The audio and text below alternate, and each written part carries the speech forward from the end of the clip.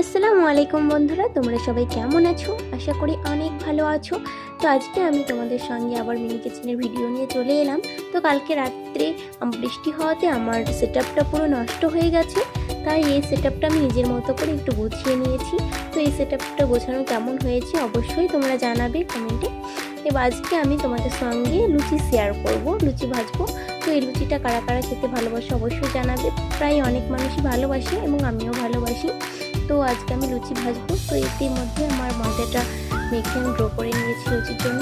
এবার কড়াইতে তেল গরম করতে দিয়ে দিলাম, তেলটা ভালোভাবে গরম করে নেব। এদিকে আমার উনুনটাও ভালোভাবে বেশ জ্বলছে। এর মধ্যে আমার লুচি বেলা কমপ্লিট, এদিকে তেলটাও আমার গরম করা হয়ে গেছে। তো এর দিয়ে আমি লুচিটা ছেড়ে দিলাম তেলে। কত সুন্দর কিউট হয়েছে এবং খুব সুন্দরভাবে ফুলেছে, দেখো সো কিউট। তো ইতিমধ্যে আমি এইভাবে সবগুলো লুচিগুলো ভেজে নেব। সব লুচিগুলো এইভাবে আমি ভেজে নেব, কারণ আমাদের বাড়ির সদস্য যেহেতু অনেক বেশি, তাই আমাকে অনেক করেই লুচি করতে হবে। যে কোনো খাবার করলে একটু বেশি করতে হয়। তো আমি এভাবে সমস্ত লুচিগুলো ভেজে নেব। আজ আমার শরীরটাও একটু ভালো না, মানে আমার ঠান্ডা লেগেছে। তো কণ্ঠটাও তোমরা নিশ্চয়ই বুঝতে পারছো, ঠান্ডা লেগেছে।